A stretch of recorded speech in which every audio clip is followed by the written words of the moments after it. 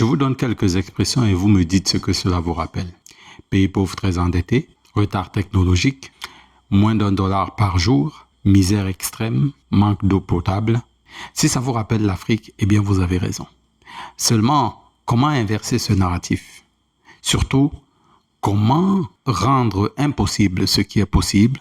Comment est-ce qu'on peut rattraper le retard technologique entre guillemets? C'est ce que nous allons voir dans cette vidéo et restez jusqu'à la fin parce que le quatrième point que nous allons voir, vous ne vous y attendez pas.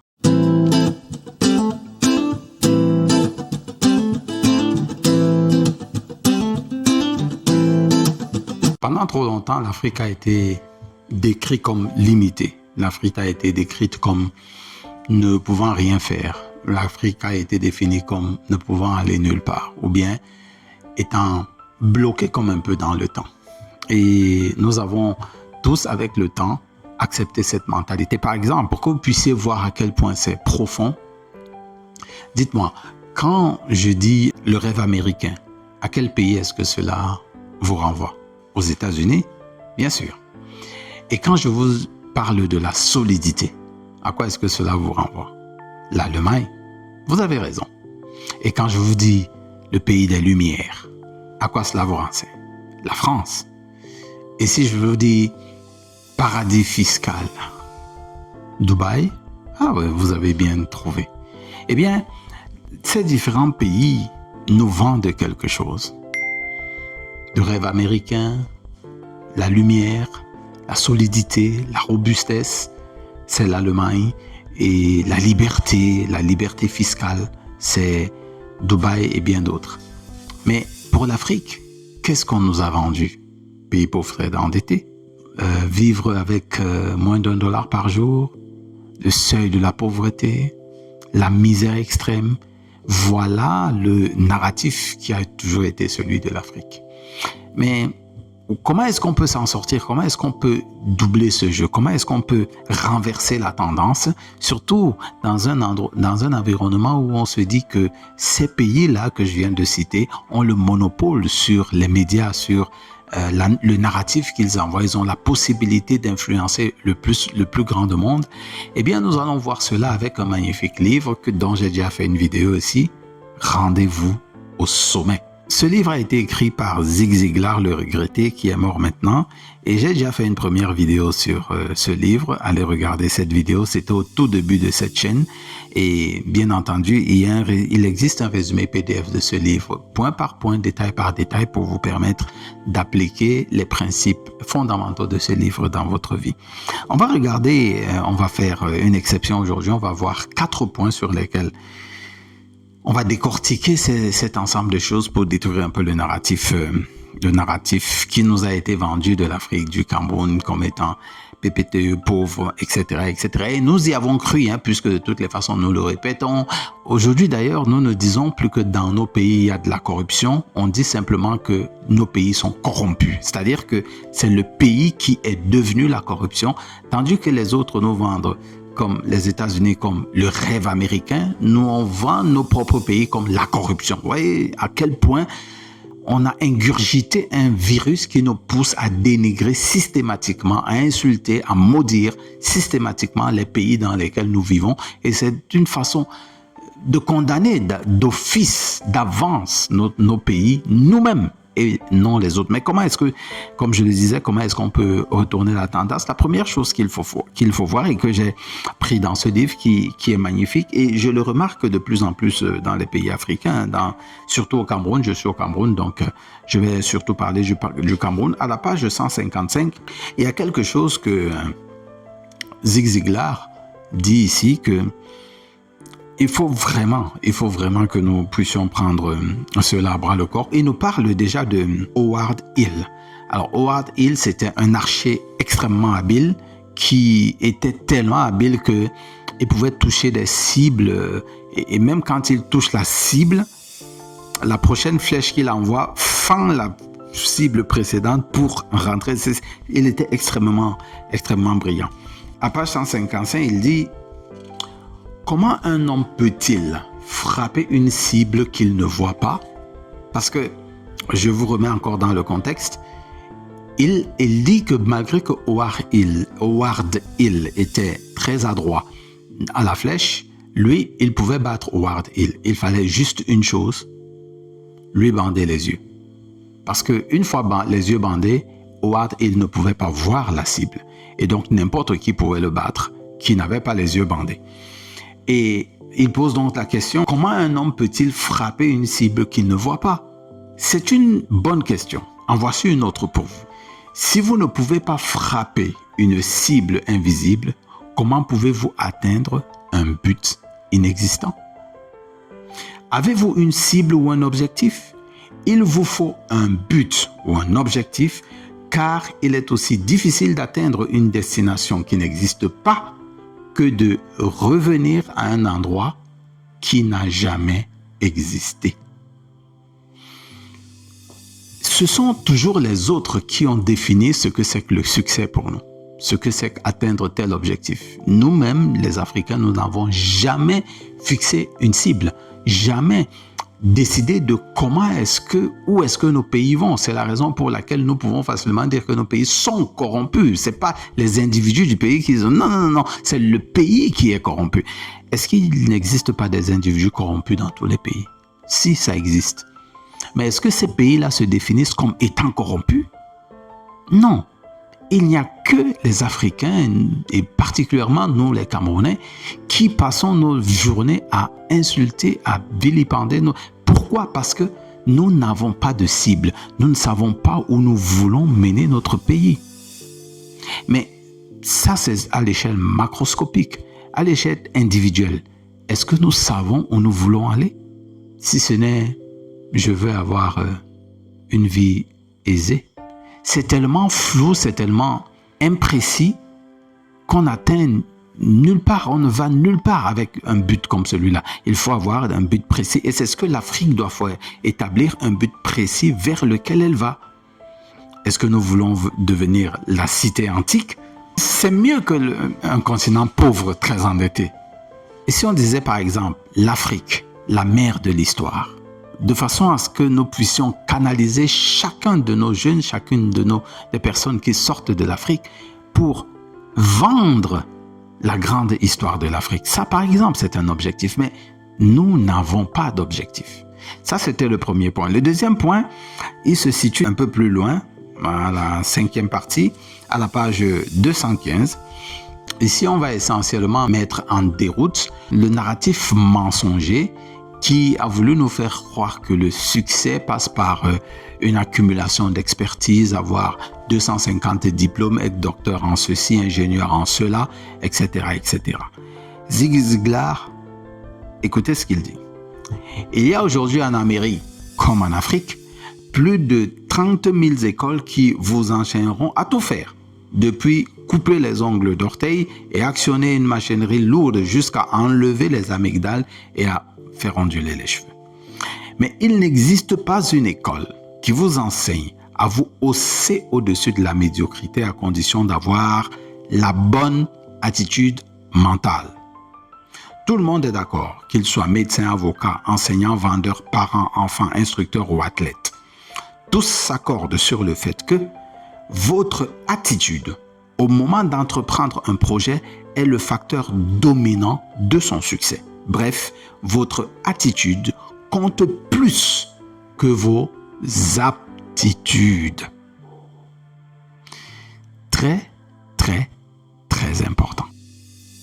Nous sommes tous venus d'endroits où on nous faisait croire que parce que nous n'avons pas eu un diplôme ou tel autre, nous sommes nuls.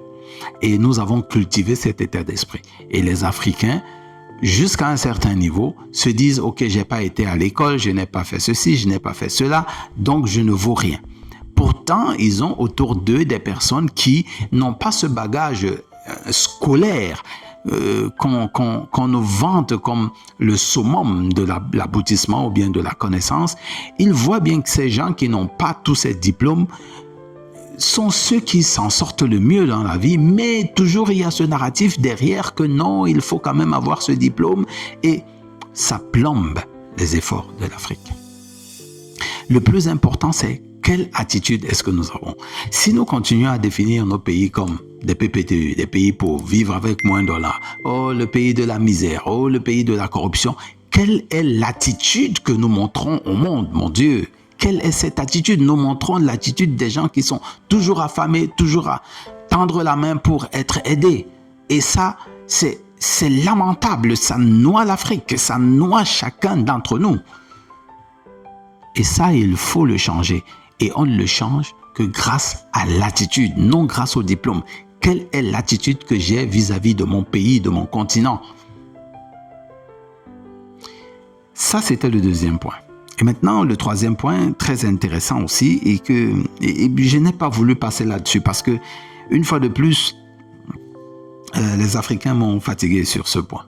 À la partie 6, à la page 323, à partir du paragraphe 2, écoutons quelque chose de fondamental et que j'adore, que j'ai véritablement adoré. Et lorsque j'ai relu ça, parce que c'est un livre que j'ai lu il y a très longtemps, et lorsque j'ai relu ça, je me suis dit, il faut que je mette cela dans une vidéo. Écoutez, voilà un roi qui invite des sages et qui leur dit, écoutez, toute la sagesse du monde, réduisez-la, faites le maximum pour la réduire pour qu'elle soit accessible à tous. Les sages s'en vont, ils travaillent pendant des années et puis ils réussissent à condenser la sagesse du monde en 12 volumes. Ils l'apportent au roi et le roi leur dit, écoutez, non, 12 volumes, c'est énorme. Réduisez-moi encore ce travail. Ils s'en vont, ils travaillent encore, ils travaillent, ils arrivent, cette fois-ci, ils arrivent avec un volume. On dit ok, c'est déjà bien, c'est magnifique, mais non, il n'y a pas beaucoup de personnes qui vont pouvoir lire ça. Allez refaites le travail. Et finalement, les sages ont réduit du volume au chapitre, du chapitre à la page, de la page à la phrase. Et donc, écoutons maintenant l'extrait de Zig Ziglar. Les sages réduisirent le volume à un chapitre, puis à une page, puis à un paragraphe, et enfin à une phrase. Quand le sage et vieux roi vit la phrase, il se réjouit. « Messieurs, dit-il, voici vraiment la sagesse des âges. Dès que tous les hommes auront appris cette vérité, presque tous nos problèmes seront résolus. » La phrase disait simplement, je cite, « Il n'y a pas de repas gratuit. » Fin de citation. Et il n'y en a pas. Il est ironique, ou est-ce hypocrite, que des gens responsables préconisent la philosophie suivante, laquelle il n'y a pas de repas gratuit, où on n'a rien pour rien, et votent ensuite pour le jeu légalisé, les courses de chevaux, les courses de chiens, les loteries d'État. Le travail est la fondation de toute affaire, la source de toute prospérité et le père du génie. Le travail fera plus pour l'aventement d'un jeune que ses propres parents, si riches soient-ils. Le mythe de l'aide internationale. L'aide de ceci, l'ONG ceci, il y a l'AFD, il y a tellement de sociétés qui veulent aider l'Afrique. Et des gens qui entrent dans ce groupe parce que, peut-être parce que, bon, ok, ils profitent d'un truc pour gagner un peu de sous pour mettre dans leur poche, mais l'aide internationale est venue pourrir notre continent, pourrir nos États. D'ailleurs, je crois que le capitaine Ibrahim Traoré de l'AES du Burkina Faso en avait parlé une fois dans une de ses vidéos. Si je trouve ça, je vais mettre un extrait ici. Mais il est remarquable de voir que les aides internationales, les prêts à long terme, toutes ces choses-là sont mises en place pour rendre encore plus pauvres des États pauvres. Le pire, c'est que comme le dit Zig Ziglar et comme je le disais dans une des vidéos que j'ai déjà tournées ici, les jeux du hasard sont légalisés. Alors que l'État lui-même est en train de prôner le travail. Allez, faites du travail, prenez votre roue, allez travailler dans les champs. Non, on légalise les jeux, bête ceci, bête l'autre. Et toutes sortes de jeux sont mis en place pour institutionnaliser la paresse. alors que c'est le travail qui donne des résultats. Et comme le dit Zig Ziglar, le travail est la fondation. La fondation. Et l'Afrique a besoin d'une fondation comme celle-là, le travail. Nous devons travailler.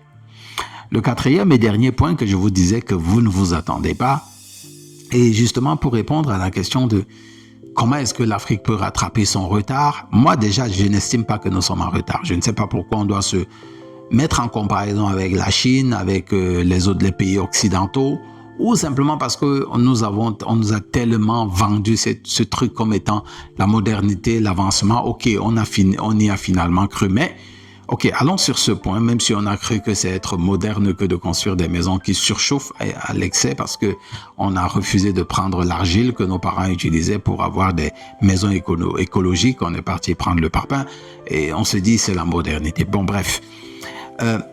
Continuons à voir comment est-ce que nous pouvons rattraper le gouffre, entre guillemets, que l'on dit technologique qui existe. Et la chose qui m'a donné une réponse flagrante à comment est-ce que nous pourrons combler ce gouffre, c'est l'ignorance qui va nous y aider. Et vous allez me dire, mais Didier, comment est-ce que tu parles de l'ignorance alors qu'ici, dans ces chaînes, tu nous encourages à avoir de la connaissance, à accumuler de la connaissance? Écoutez, vous allez voir, c'est magnifique, c'est extrêmement bien fait, c'est extrêmement bien dit. Écoutons Zig Ziglar à la page 357, au chapitre 2 de la 7e partie. Il dit ceci: le désir ou la volonté, si vous préférez, crée l'ignorance intelligente. L'ignorance intelligente est la caractéristique ou la capacité de ne pas savoir ce que vous ne pouvez pas faire et de le faire quand même. Bien souvent, elle aide une personne à réussir l'impossible. Voici la preuve. Il est bien connu qu'un bourdon ne peut pas voler. La preuve scientifique est écrasante. Son corps est trop lourd et ses ailes sont trop légères. Sur le plan aérodynamique, il est impossible pour un bourdon de voler. Mais le bourdon ne le sait pas et il vole. Lorsque vous prenez un bourdon c'est dans la famille des abeilles, lorsque vous prenez un bourdon, vous vous dites, ce type, il ne peut pas voler. Il a tout pour ne pas voler. Il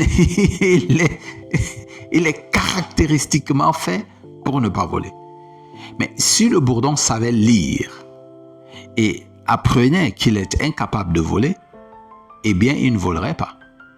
Mais comme il ne sait pas lire, et donc il n'a jamais lu que les recherches scientifiques ont dit qu'il est incapable de voler, eh bien, il vole.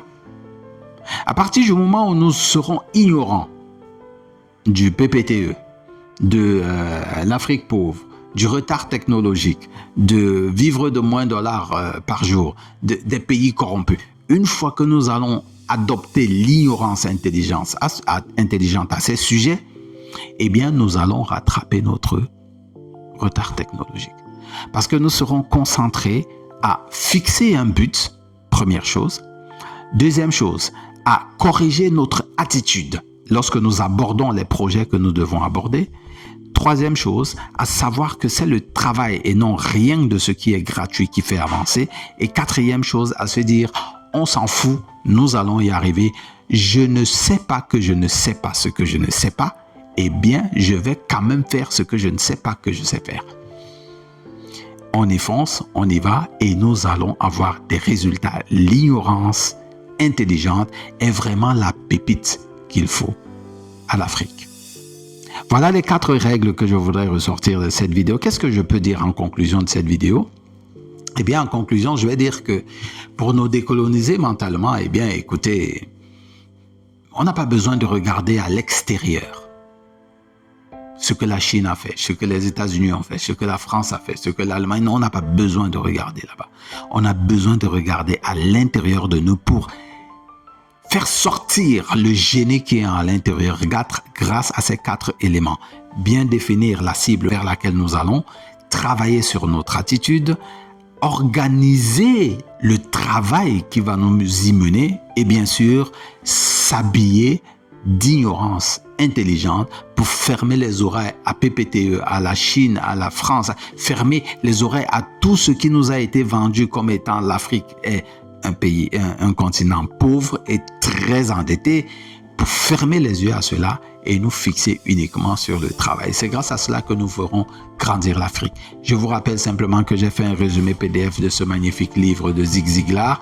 Il est en description, vous pouvez aller le prendre, vous cliquez, vous allez à la boutique et vous achetez votre exemplaire pour avoir des connaissances précises, pratiques sur comment est-ce que vous pouvez appliquer les connaissances de Zig Ziglar dans votre vie. J'espère que vous avez apprécié cette vidéo. Si c'est le cas, vous faites un j'aime, vous partagez aux personnes à qui vous pensez que ce sera utile et c'est l'éducation qui fait la différence entre les hommes. Continuons à nous éduquer. N'oubliez jamais, soyez différents. Rendez-vous à la prochaine vidéo.